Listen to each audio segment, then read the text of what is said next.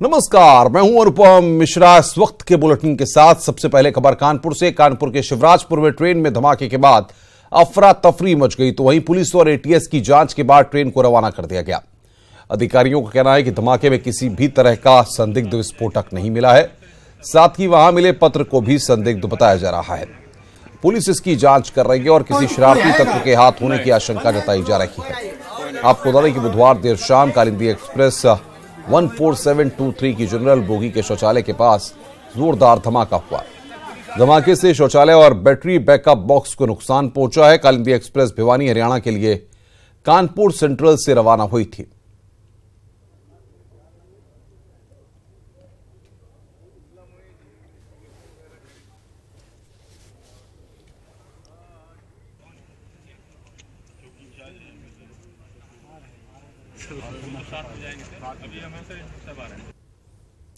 तो तीन तस्वीरें इस वक्त आपकी टेलीविजन स्क्रीन पर हम आपको दिखा रहे हैं। कालिंदी एक्सप्रेस में धमाका होने के बाद अफरा तफरी मच गई। वहीं धमाके की जगह से एक धमकी भरा लेटर बरामद किया गया है।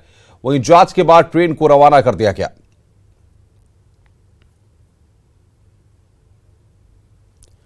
तो ट्रेन के टॉयलेट में धमाका हुआ। कालिंदी एक्सप्रेस में खत की जांच जारी है। ट्रेन को रवाना किया गया, वो तस्वीर हम आपको दिखा रहे हैं। तो तीन तस्वीर यहां पर आपकी टेलीविजन स्क्रीन पर इस वक्त आप देख रहे हैं। कानपुर में ट्रेन में धमाका हुआ, कालिंदी एक्सप्रेस में धमाका हुआ। वहां पर एक पत्र भी मिला जो आपकी टेलीविजन स्क्रीन पर हम आपको दिखा रहे हैं, लेकिन जांच टीम जब पहुंची तो कोई भी विस्फोटक वहां पर उनको नहीं मिला। संदिग्ध धमकी भरे पत्र की फिलहाल जांच हो रही है और उसके बाद ही साफ हो पाएगा।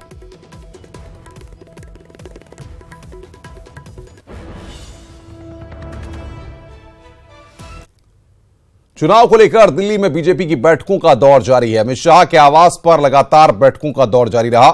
वहीं खासकर बीजेपी का उत्तर प्रदेश पर खास जोर है। ऐसे में अमित शाह के आवास पर उत्तर प्रदेश के नेताओं का भी आना जाना जारी है।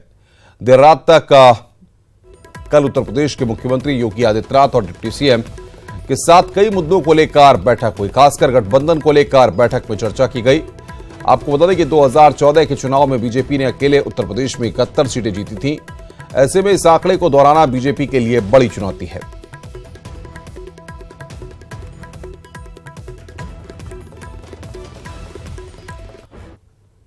प्रधानमंत्री नरेंद्र मोदी दक्षिण कोरिया की 2 दिवसीय यात्रा पर सियोल पहुंच गए हैं। वहीं सियोल पहुंचने पर उनका जोरदार स्वागत किया गया। दौरे से पहले प्रधानमंत्री ने दक्षिण कोरिया को मूल्यवान मित्र और मेक इन इंडिया, स्वच्छ भारत, स्टार्टअप इंडिया जैसे कार्यक्रमों में विशेष सामरिक साझेदार बताया। विदेश मंत्रालय के प्रवक्ता रवीश कुमार ने कहा है कि इस यात्रा से दक्षिण कोरिया के साथ भारत की विशेष सामरिक साझेदारी मजबूत होगी और लुक ईस्ट नीति में नया आयाम जुड़ेगा। प्रधानमंत्री नरेंद्र मोदी आज सियोल पहुंचेंगे।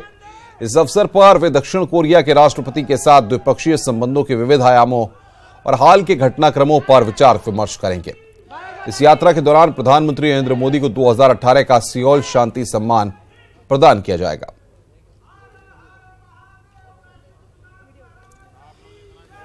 तो प्रधानमंत्री वहां पर पहुंच चुके हैं। एयरपोर्ट पर उनका जोरदार स्वागत। 2 दिवसीय दक्षिण कोरिया का यह दौरा, सियोल पहुंचे हैं प्रधानमंत्री और वहां पर उनका जोरदार स्वागत किया गया।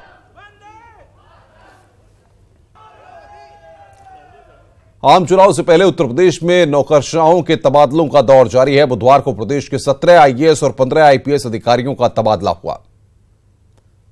तो आम चुनाव से पहले तबादले हुए हैं। यहां पर 17 आईएएस अफसरों का तबादला किया गया है। मंगला प्रसाद सिंह उपाध्यक्ष बने हैं विकास प्राधिकरण वाराणसी।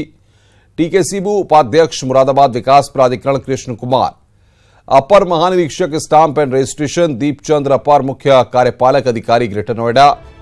राजेश कुमार त्यागी विशेष सचिव गृह एवं कारागार। भानुचंद्र गोस्वामी उपाध्यक्ष विकास प्राधिकरण प्रयागराज।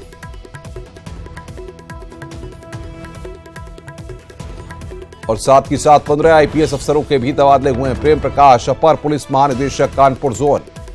अविनाश चंद अपर पुलिस महानिदेशक बरेली जोन। हरीश चंद्र पुलिस अधीक्षक औरैया। त्रिवेणी सिंह पुलिस अधीक्षक आजमगढ़। प्रमोद कुमार पुलिस अधीक्षक देवरिया। एन कोलांची पुलिस अधीक्षक बुलंदशहर। अमित कुमार पुलिस अधीक्षक मिर्जापुर। राजेश कुमार पुलिस अधीक्षक अमेठी।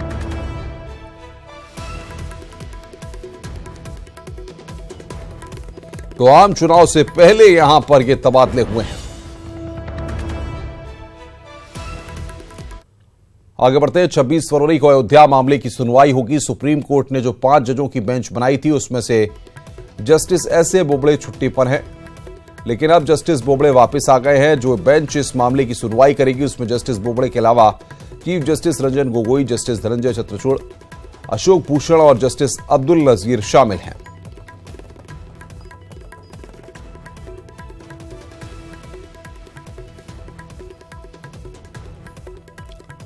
उत्तर प्रदेश की सियासत से जुड़ी बड़ी खबर। आज से कांग्रेस की महासचिव प्रियंका गांधी वाड्रा कुंभ से पूर्वांचल का दौरा शुरू कर सकती हैं।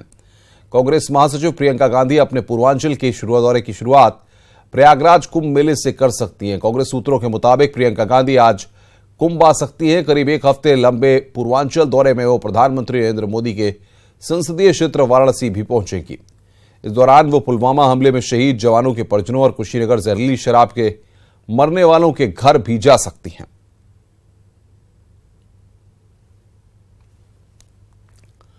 इधर प्रियंका गांधी के सहयोगी नवनियुक्त सचिव कुमार आशीष का अपॉइंटमेंट निरस्त हो गया है। आशीष की जगह सचिन नायक को सचिव बनाया गया है। आपको बता दें कि मंगलवार को ही पूर्वी उत्तर प्रदेश के सचिव नियुक्त हुए थे कुमार आशीष, और उनका अपॉइंटमेंट फिलहाल निरस्त कर दिया गया है।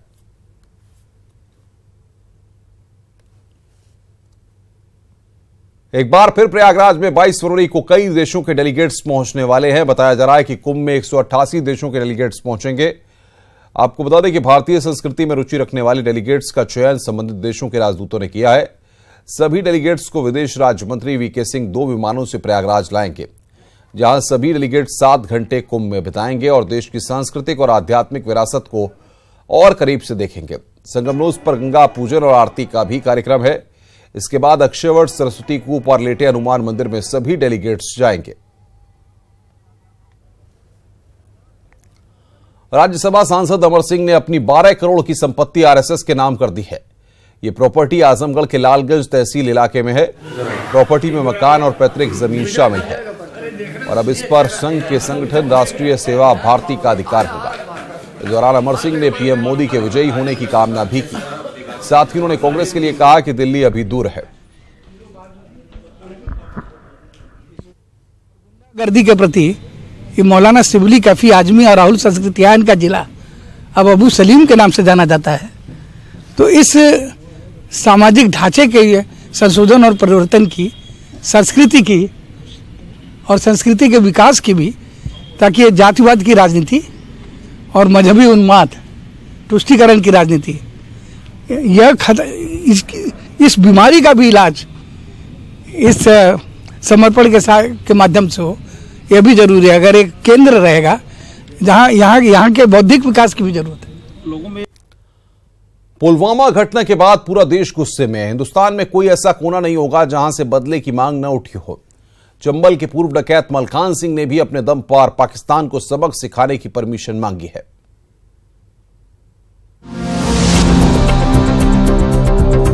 जिसके नाम से बीहड़ कांपता था, बगावत जिसके खून में थी, जिसे पकड़ने में पुलिस के पसीने छूट गए थे, आज वही शख्स पाकिस्तान को सबक सिखाने के लिए मूंछों पर ताव दे रहा है। एमपी में 700 बागी बच्चे हैं।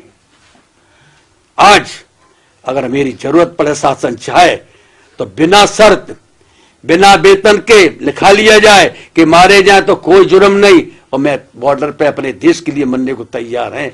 बचा हुआ जीवन हम अपने लगाने को तैयार हैं। अगर कोई पीछे हट जाए तो मलखान सिंह नहीं। सिर्फ चेहरा देख लीजिए, अगर भूल गए तो नाम बता देते हैं। यह है मलखान सिंह, चंबल का वो डाकू जो बीहड़ों में खौफ का पर्याय था। इसके एक इशारे पर वीरान पहाड़ियों में गोलियां गूंजने लगती थी। आज वही डाकू पाकिस्तान को सबक सिखाना चाहता है। कोई अनाड़ी नहीं है। मलखान सिंह कोई कथा नहीं बांचते रहे 15 साल चंबल घाटी पे। वो तो जो होगा सो फैसला होगा, अकेले पीछे नहीं हटेगा। बेशक मलखान सिंह अब आम नागरिक की तरह जीवन जी रहा है, लेकिन जिन लोगों ने उसके आतंक को देखा है वो जानते हैं कि उसकी गोली और बोली दोनों एक जैसी थी। अमित गंजू, न्यूज़ 18 कानपुर। हिंदुस्तान वीरों की धरती है। ये यहां के नौजवानों ने एक नहीं सैकड़ों हजारों बार साबित किया है। वीरता, साहस, जोश और देश प्रेम का नन्हा सा अंकुर एटा में खिला है। देखिए हमारी खास रिपोर्ट।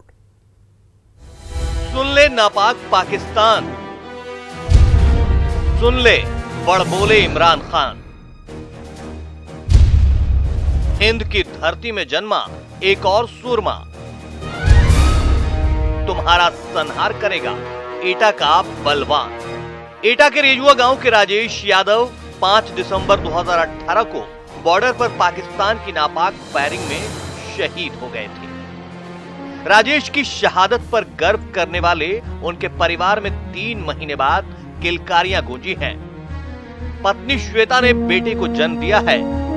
देश के लिए सर्वोच्च बलिदान दे चुके पति की नवजात निशानी को भी श्वेता सेना में भेजकर दुश्मन के दांत खट्टे करना चाहती हैं। ये बड़ा होगा, इसको भी फौज में भेजेगा, देश की रक्षा करेगा और मैं गर्व है अपने पति पे। देश की रक्षा शहीद हुए, हमारा बेटा भी रक्षा करेगा देश का। 5 दिसंबर 2018 को जम्मू कश्मीर में रेजुआ गांव के राजेश यादव शहीद हो गए थे। उस वक्त उनकी पत्नी गर्भवती थी और तब भी उन्होंने कहा था कि अगर उनकी कोख में पल रहा लाल पैदा होगा तो वो उसे सेना में भेजेंगी।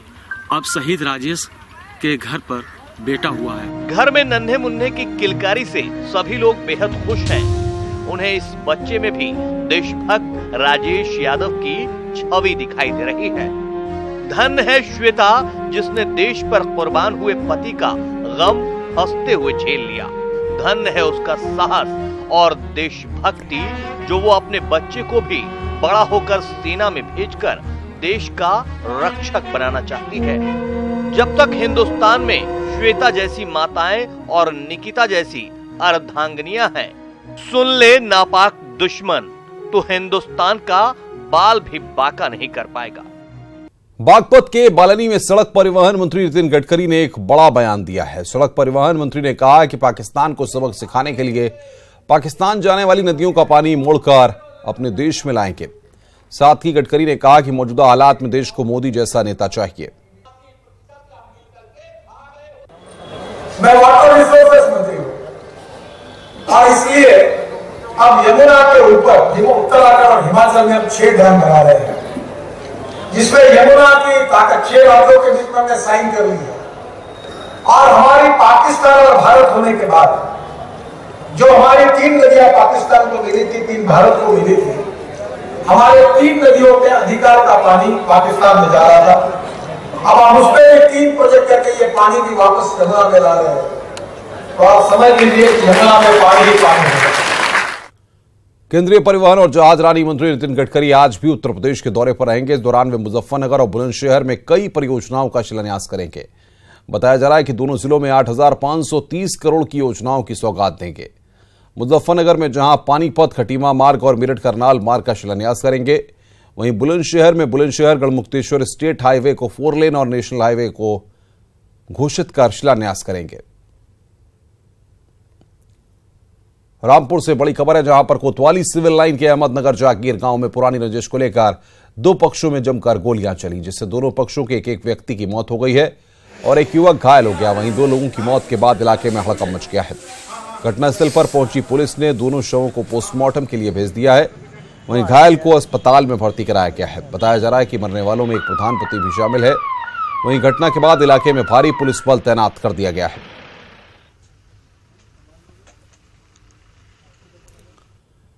एशिया का सबसे बड़ा एयर शो बेंगलुरु में शुरू हो गया है। शो के पहले दिन राफेल, तेजस, सुखोई फाइटर प्लेन और हेलीकॉप्टर सारंग का जलवा रहा।